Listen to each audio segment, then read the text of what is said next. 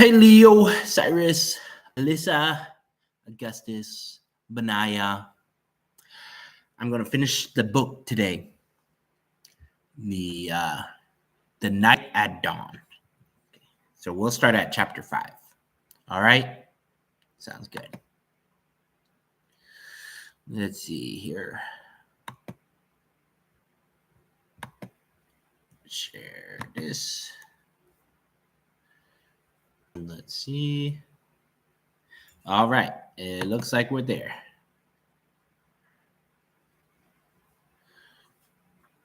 Chapter 5. Come on, cried Annie. Hurry! Jack raced behind her. Here, quick! Annie dashed across the door of the hallway. She pushed the door open. Jack and Annie stumbled into the dark, cold room. The door creaked shut behind them. Give me the flashlight, said Annie. Jack handed her, and she switched it on. Yikes, said Annie. A row of knights were right in front of them. Ooh. But they're brave, right, Cyrus? Mm-hmm. And he flicked off the light. Silence. Silence. They aren't moving, whispered Jack. And he switched the light back on. They were just suits, said Jack. Without heads, said Annie. Give me the flashlight for a second, said Jack, so I can look in the book. Annie handed Jack the flashlight. He pulled out the castle book and flipped through. Whoa. The castle book. He flipped through the pages until he found what he was looking for. Jack put the book away. It's called an armory, said Jack. It's where the armor and the weapons are stored. He shined the flashlight around the room. Oh, man, whispered Jack. The light fell on a shiny breastplate, leg panels, plants, and arm plates. Leg plates and arm plates. Sleeves were filled with helmets and weapons, shields, spears, swords, crossbows, clubs, and axes hung on the walls. Voices came from the hallway. Let's hide, said Annie. Wait, said Jack. I've got to check out something first. Hurry, said Annie. It'll just take a second, said Jack. Hold this. He handed Annie the flashlight. He tried to lift a helmet off the shelf. It was too heavy. He bent down and dragged the helmet over his head. The visor slammed shut.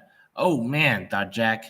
This was worse than a 5-year-old on my head. This is like having a 10-year-old on my head. That's so funny. No, not only could Jack not lift his head, he couldn't see anything either. Jack, and he sounded far away. They're getting closer. Turn off the flashlight. Jack's voice echoed inside the helmet. He struggled to get the helmet off. Suddenly, he lost his balance and crashed into the other piece of the armor. Metal plates and weapons clattered to the floor. Jack laid on the floor in the dark. He tried to get up, but his head was too heavy. He heard deep voices.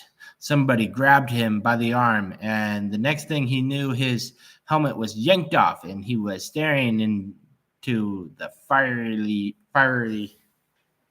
light of a torch. Chapter 6. Ta-da! In the torchlight, Jack saw 3 huge men standing over him. One with very squinty eyes held the torch. One with a very red face held Jack, and the other one with a very long mustache held onto Annie. Annie was kicking and yelling, "Stop!" They said to said the one with the long mustache. "Who art thou?" asked the other with the very red face. "Spies, foreigners, Egyptians, Romans, Persians, said the squinty-eyed one. No, you dummies. We don't say that. Annie said, Oh, brother, Jack muttered. Arrest them, said the red-faced. The dungeons, said the squinty eyes. The guards marched Annie and Jack and Annie out of the army.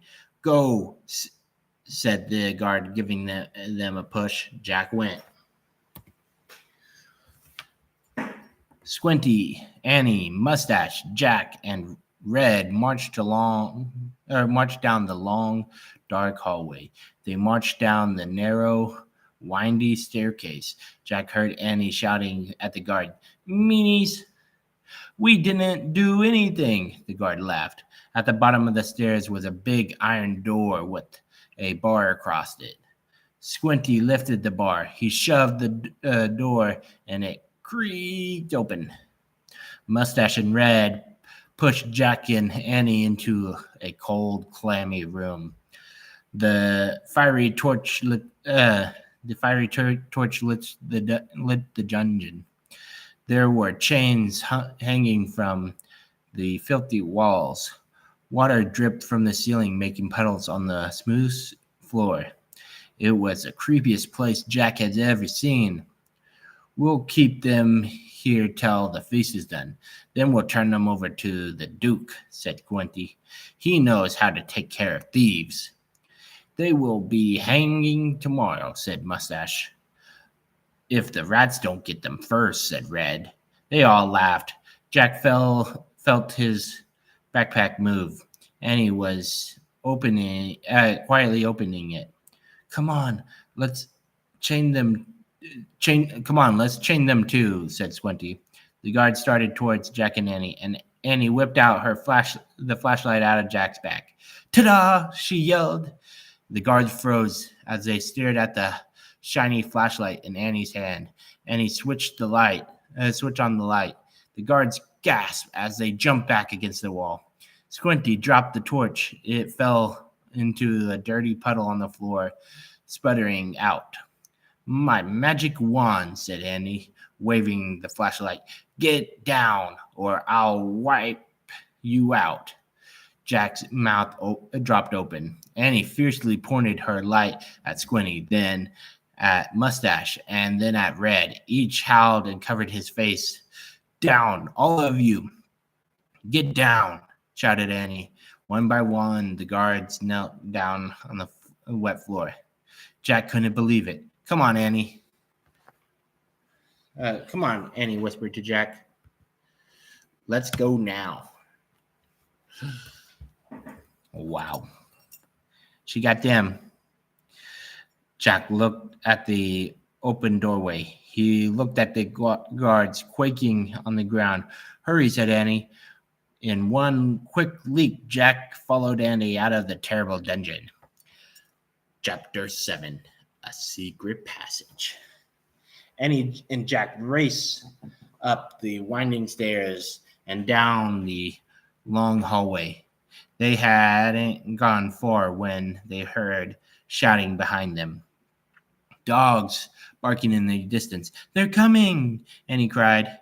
In here, said Jack. He shoved open a door of a long hallway and pulled Annie into the dark room. Jack pushed the door shut. Then Annie shined her flashlight around the room. There were rows and stacks of wooden barrels. I better look in the book, said Jack. He pulled out the book and flipped through the pages. Shh, said Annie. Someone's coming. Jack jumped behind the door as it creaked open. Jack held his breath. A light from a torch danced wildly over the stacks of barrels. The light disappeared. The door slammed shut. Oh, man, whispered Jack. We have to hurry. They might come back. His hands were trembling as he turned the pages of the castle book. Here's a map of the castle, he said. Look at this. Look. This must be the room we're in. It's a storeroom. Jack studied the room in the book. These are racks of flour and barrels of wine. Who cares? We have to go, said Annie, before they come back. No, look, said Jack. He pointed at the map. There's a trap door, he read aloud. In this castle, a trap door led from the storeroom through a secret passage to a uh, a premises over the moat. Precipice over the moat. What's a precipice? Said Annie. I don't know. We'll find out, said Jack. But first, we have to find the trapdoor. Jack looked at the picture carefully. Then he shined his light around the room. The floor was made of stone. The trapdoor in the picture was 5 stones from the door to the hallway. Jack shined the light on the floor and counted the stones out loud. 1, 2, 3, 4, 5. He stamped on the 5th stone. It's loose. Jack put the flashlight on the floor. He worked his finger underneath the thin slab of stone and tried to lift it. Help, Jack said. It's heavy. Annie helped Jack lift the stone square out of its place. Underneath was a small wooden door. Jack and Andy tugged on the rope handle of the door. The door fell open with a thunk. Jack picked up the flashlight and shined it down the hole. There's a little ladder, he said. Let's go. He climbed he clipped the flashlight into his belt and felt his way down the small ladder, and he followed. Then they reached the bottom of the ladder. Jack shined the light around them. There's a tunnel. Jack crouched and began to move through the damp, creepy tunnel. The flashlight flickered across the stone walls. He shook the light. Where the batteries go? Where the batteries going dead? Were the batteries going dead? I think our light is dying, he said to Annie. Hurry, she called from behind them. Jack went faster. His pack hurt from crouching. The light got dimmer and dimmer. Jack was desperate to get out of the castle before the batteries died completely. Soon he reached another small wooden door. It was the door at the end of the tunnel. Jack unlatched the door and pushed it open. He poked his head out. He couldn't see anything in the misty darkness.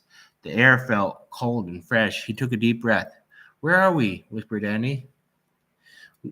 What do you see? Nothing.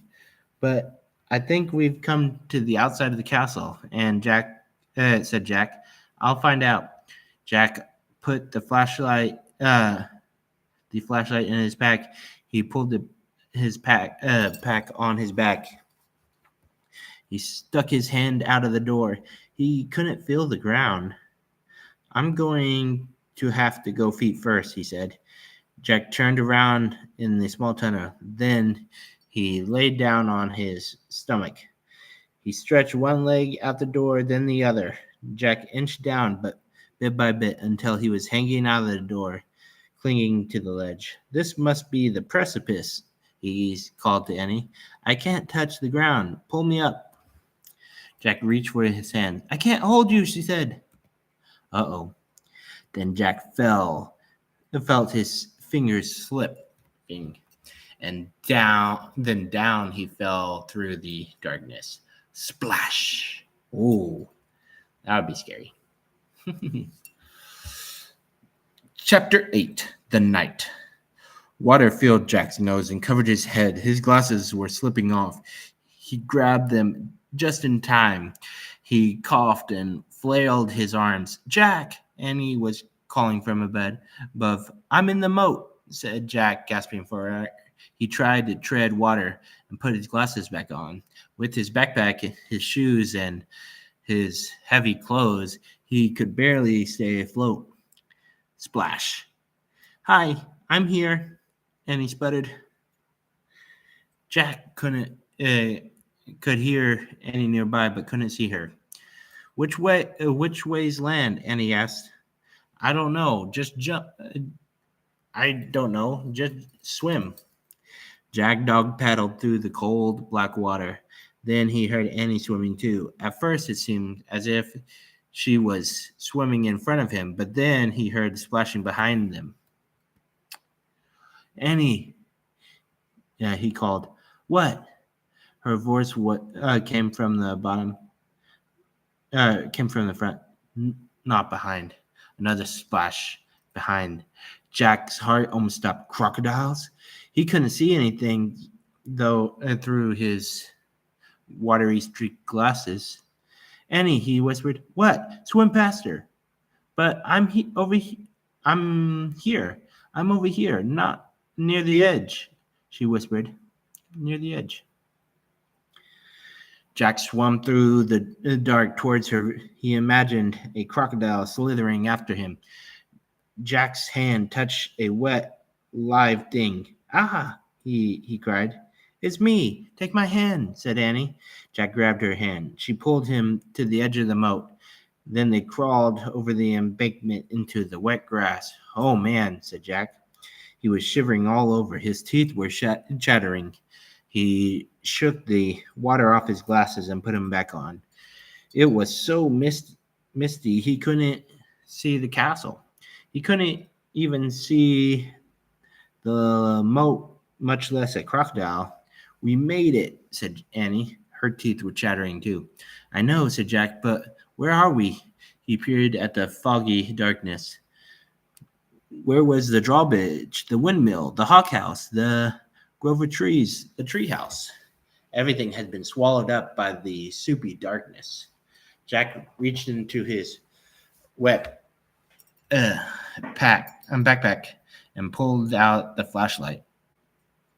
He pushed the switch. Nothing happened. Batteries were dead. They were trapped, but not in a dungeon. They were trapped in still cold darkness. A hoarse whinny echoed through the night. Clouds parted. A full moon was shining in the sky. A pool of light spread through the mist. Jack and Annie saw a shadowy figure just a few feet away. It was the knight. The knight sat on the black horse. His armor shone in the moonlight. A visor hid his face, but he seemed to be staring straight at Jack and Annie. Ooh, the night. Chapter 9. Under the Moon. Jack froze. It's him, whispered Annie. The knight held out his gloved hand. Come on, Jack, said Annie. Where are you going? Said Jack. He wants to help us, said Annie. How do you know? Said Jack. I can just tell, said Annie, and he stepped towards the horse. The knight dismounted. The knight picked Annie up and put her on the back of his horse. Come on, Jack, Annie called. Jack moved slowly towards the knight. The knight lifted him up, too, and put him on the horse behind Annie. Then the knight then got on behind them. He slammed the reins. The black horse cantered beside the moonlit water of the moat. Jack rocked back and forth in the saddle. The wind blew his hair. He felt very brave and very powerful. He felt as if he could ride forever on this horse with this mysterious knight, over oceans, over the world, over the moon. A hawk screeched in the darkness. There's the treehouse, said Annie. She pointed towards the grove of trees. The knight guided the horse towards the trees. See, there it is, Annie said, pointing to the ladder. The knight brought his horse to a stop. He dismounted and helped Annie and Jack down. Thank you, sir, Annie said. She bowed. Thank you, Jack said. He bowed too. The knight got back on his horse and he raised a gloved hand. Then he slapped the reins and rode off through the mist. Annie started up the tall ladder. Jack followed. They climbed into the dark treehouse and looked out the window. The knight was riding towards the outer wall of the castle. They saw him go through the outer gate. Clouds started to cover the moon again. For a brief moment, Jack thought he saw the knight gleaming in his armor on top of a hill beyond the castle. The clouds covered the moon completely. A black mist swallowed the land. "He's gone," whispered Annie. Jack shivered in his wet clothes. He kept staring at the blackness. "I'm cold," said Annie. "Where's the Pennsylvania book?" Jack heard Annie fumbling in the darkness. He couldn't. He kept looking out the window. "I think this is it," said Annie. "I feel a silk bookmark." Jack was only half listening. He was hoping to see the knight's gleaming armor gleaming in the distance. Again, gleaming in the distance. "Okay, I'm going to use this," said Annie, "because I think it's the right one. Here we go. Okay, I'm pointing. I'm going to make a wish. I wish we could go back to Frog Creek." Jack heard the wind begin to blow softly. "I hope I pointed to the right picture in the right book," said Annie. "What?" Jack looked back at her. "Right picture in the right book?" The treehouse began to rock. The wind got louder and louder. "I hope it wasn't the dinosaur book," said Annie. "Stop!" Jack shouted at the treehouse. Too late. The treehouse started to spin. It spun faster and faster. Then everything was still. Absolutely still. Chapter 10. One mystery solved. The air was warm. It was dawn. Far away, a dog barked. "I think that's Henry barking," said Annie. Jack and Andy looked out of the treehouse window. "We're home," said Annie. "Yay!" "That was close," said Jack. In the distance, streetlights glowed near their house. There was a light on in the upstairs window. "Oh," said Annie, "I think Mom and Dad are up. Hurry." "Wait." In a daze, Jack opened his pack. He pulled out the castle book. It was quite wet. Jack placed it back where all the other books were. "Come on," said Annie. She started climbing out of the treehouse. Jack followed her down the rope ladder. They reached the ground and took off running between the gray-black trees. They left the woods and ran down their quiet street. They got to the yard and crept across the lawn. They opened the door carefully and slipped inside the house. "They're not downstairs yet," whispered Annie. "Shh," said Jack. He led the way up the stairs and down the hall. There was no sign of their mom and dad, but Jack could hear water running in the bathroom. Their house was so different from the dark, cold castle. It was safe and cozy and friendly. Annie stopped at her bedroom door. She gave Jack a smile, then disappeared inside her room. Jack hurried into his room. He took off his damp clothes and pulled on some dry, soft pajamas. He sat down on his bed and opened his backpack. He took out his wet notebook. He felt around for his pencil, but his hand touched something else. Jack pulled a blue leather bookmark out of his pack. It must have fallen out of the castle book. Jack held the bookmark close to the lamp and studied it. The leather was smooth and worn. It seemed ancient. For the first time, Jack noticed a letter on the bookmark. It was a fancy M. Jack opened the drawer next to the bed. He took out the golden medallion. He looked at the letter on it. The M was the same. Now that was an amazing new fact. Jack took a deep breath. At least that was one mystery solved. The person who dropped the golden medallion in the time of the dinosaurs was the same person who owned all the books in the treehouse. Who was this person? Jack placed the bookmark next to the medallion. He closed the drawer. Jack picked up his pencil and he turned to the least wet page in his notebook and started to write down this new fact, the same. Before he could draw the M, his eyes closed.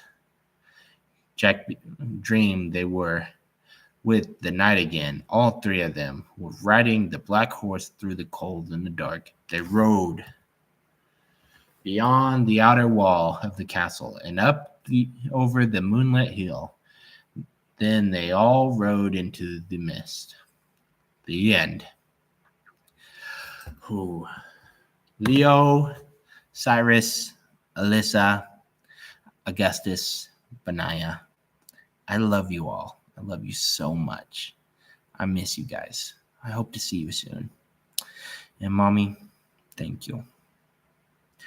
I pray that God blesses all of you and that He blesses anybody else who's listening to this, that they are able to feel close to you and close to their family. I pray this in Jesus' name.